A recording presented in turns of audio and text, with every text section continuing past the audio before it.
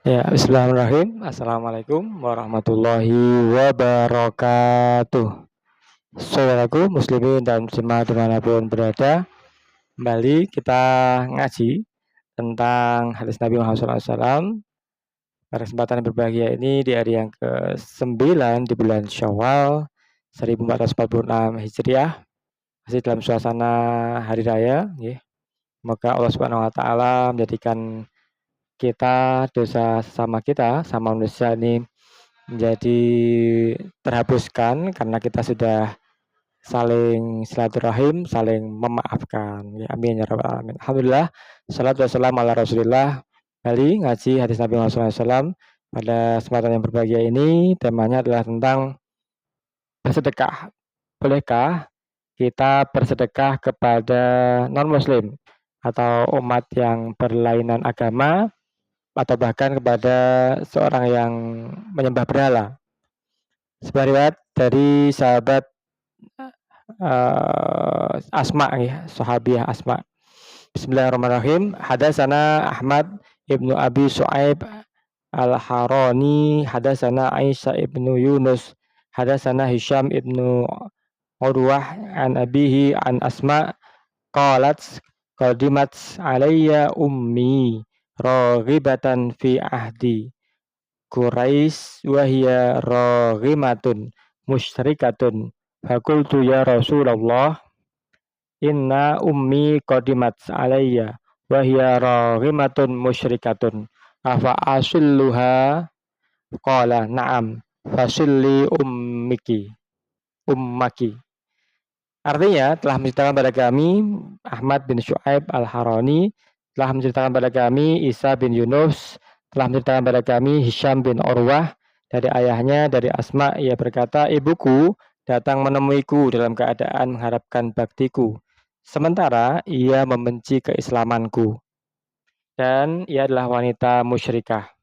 Lalu aku berkata, lalu saya bertanya pada Rasulullah SAW, wahai Rasulullah, sesungguhnya ibuku telah datang menemuiku dalam keadaan mengharapkan baktiku, sementara ia membenci keislamanku, dan ia adalah wanita musyrikah. Apakah boleh aku berhubungan dengan beliau? Kemudian Rasulullah SAW bersabda, ya, hubungilah ibumu. Ya, apa yang bisa kita petik hikmah dari hadis ini, saudaraku muslimin dan muslimah dimanapun berada? Benar. Jadi pertanyaan di atas, bolehkah kita bermuamalah, berhubungan dengan non-muslim, orang yang berbeda agama, berhubungan baik dengan beliau, dengan mereka, bahkan bersedekah untuk mereka, wanita muslim musyrikah, ya, seorang yang masih menyembah berhala? Benar, jawabannya adalah na'am, fa'asillu ummika. Rasulullah SAW menjawab, maka sambunglah, berhubunganlah dengan ibumu, wahai sahabiah Asma tadi. Nah, apa kira-kira yang bisa kita petik hikmah dari hadis ini? Benar, jadi di atas sudah terjawab pertanyaannya, kita boleh menjalin muamalah, berhubungan sosial dengan sesama manusia, apapun latar belakang agamanya.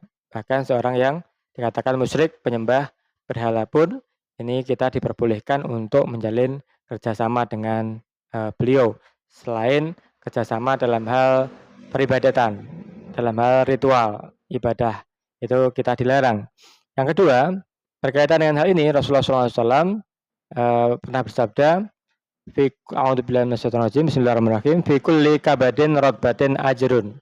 Artinya dalam setiap tubuh yang hidup, daging yang basah atau hati yang basah, itu terdapat ajrun, terdapat pahala sedekah. Muttafaqun alaih. Ya, saudaraku muslimin dan muslimah di mana berada, bahkan bersedekah kepada wanita musyrikah tadi, seorang ibu tadi, sangat dianjurkan. Kenapa? Karena itu bernilai dakwah. Tentu saja orang yang non-muslim, umat yang berlainan agama, ini tidak akan membaca Al-Quran, memahami isinya, ataupun Al-Hadis, kemudian memahami maknanya, tapi yang mereka baca adalah perkataan kita, perbuatan kita, pola hubungan kita, dan hal-hal yang lain yang bersifat kebaikan yang bisa mereka saksikan, mereka lihat dari diri kita.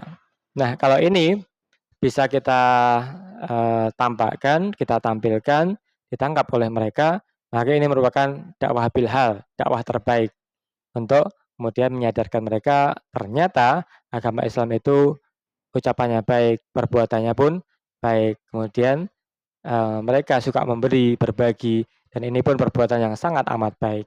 Nah, ini.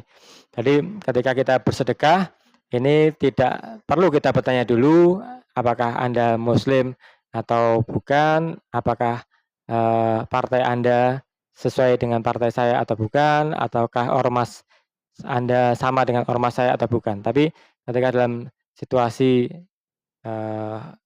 darurat bahkan atau ketika bencana alam atau kecelakaan, kalau kita bertanya seperti itu bisa jadi kita terlalu lama untuk melakukan pertolongan. Jadi seharusnya sebaiknya membantu bersedekah berhubungan baik itu kita bisa laksanakan bahkan kepada non muslim sekalipun. Dengan niatan kita tetap di dalam dakwah untuk menunjukkan betapa agama Islam itu adalah agama yang sempurna, agama yang baik, agama yang sopan santun, agama yang ramah, agama yang suka memberi, agama yang jujur, agama yang cinta kedamaian dan sebagainya. Nah, berikutnya yang ketiga, sebenarnya hadis di atas bermula dari kisah Rasulullah SAW tentang orang yang mendapatkan ampunan setelah memberikan minum seekor anjing yang kehausan. Jadi fikulli rotbatin fikulli kabadin rotbatin ajrun. Setiap hati yang basah, setiap makhluk yang bernyawa itu terdapat pahala. Itu ketika seorang wanita yang konon adalah berzina begitu, kemudian dia memberi minum anjing yang kehausan, apa dampaknya, apa efeknya, apa manfaatnya, yakni wanita tersebut kemudian diampuni dosa-dosanya oleh Allah Subhanahu wa taala. Kalau diampuni dosa-dosanya bagaimana? Pantaslah dia masuk ke dalam surga Allah Subhanahu wa taala hanya gara-gara memberikan sedekah, memberikan minum pada seekor anjing bahkan yang sedang kehausan. Nah, lalu sahabat bertanya tentang hal itu, janggal. Ya kenapa kok hanya sedemikian sederhananya kemudian orang tersebut yang berdosa ini diampuni oleh Allah Subhanahu wa taala ya. Apakah kita mendapatkan pahala? Sahabat bertanya, apakah kita mendapatkan pahala dalam memberi makan hewan yang hina begitu mungkin ya. Lalu Rasulullah SAW menjawab, "Bikulli kabadin rotbatin ajrun." Setiap tubuh yang hidup ini terdapat pahala. Muttafaqun alaih. Yang keempat, melihat keumuman jawaban tersebut, kemudian para ulama, ulama fikih, ulama tasawuf memahami demikian pula dalam hal bersedekah kepada non muslim. Hukumnya adalah sunnah dan tetap mendapatkan pahala. Jadi tidak pandang muslim ataupun non muslim. Sebagaimana ahli fikih al-muhallab ya, ahli fikih dan ahli hadis bermazhab Maliki dari Spanyol memandang hal tersebut mencakup hubungan baik dengan non muslim yang menjadi tawanan dalam konteks perang atau konflik muslim zaman dahulu. Mereka tidak diperbolehkan tawanan ini kehausan dan juga kelaparan. Dan ini nampak di pertukaran tawanan kemarin antara Palestina dengan Israel itu, tawanan-tawanan dari Israel yang ditawan oleh pejuang Palestina ini nampak bersih kulitnya, tampak badannya pun utuh, gemuk dengan wajah yang ceria dan seterusnya. Ini betapa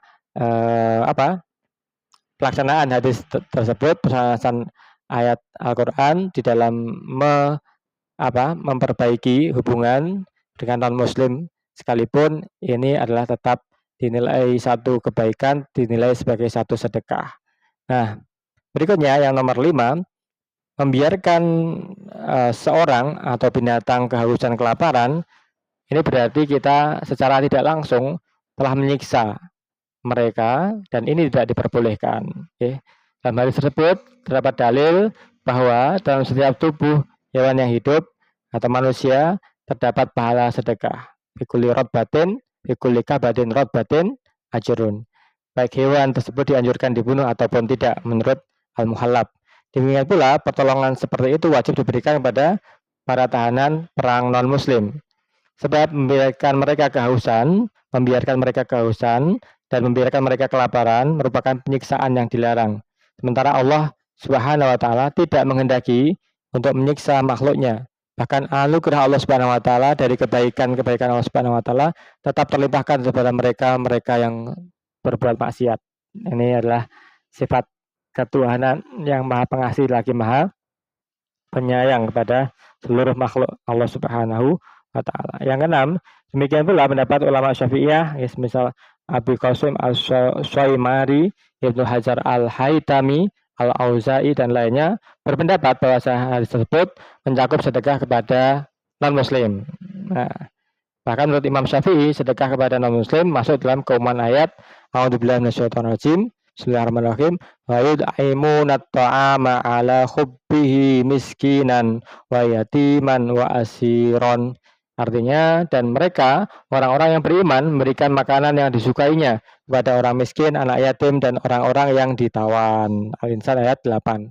Yang ketujuh, berlaku muslimin dan muslimah dimanapun berada. Inilah indahnya agama Islam yang biasa mengajarkan untuk kita berbagi, memberi, bersedekah kepada non-muslim sekalipun dalam rangka mendakwahinya secara ekonomi. Dakwah ekonomi saat ini sangat dibutuhkan, di mana banyak sekarang terjadi PHK, banyak sekarang terjadi pengangguran, banyak saudara-saudara kita yang miskin, fakir, gharim dan sebagainya. Maka dakwah dengan cara ekonomi ini saya jamin ya, pasti akan banyak membawa keberhasilan. Ternyata agama Islam ini adalah bukan hanya ritual saja, tapi juga agama sosial. Bukan hanya tentang sholat saja, tapi juga tentang zakat. Bukan hanya tentang berdoa saja, ternyata juga tentang membantu sesama manusia.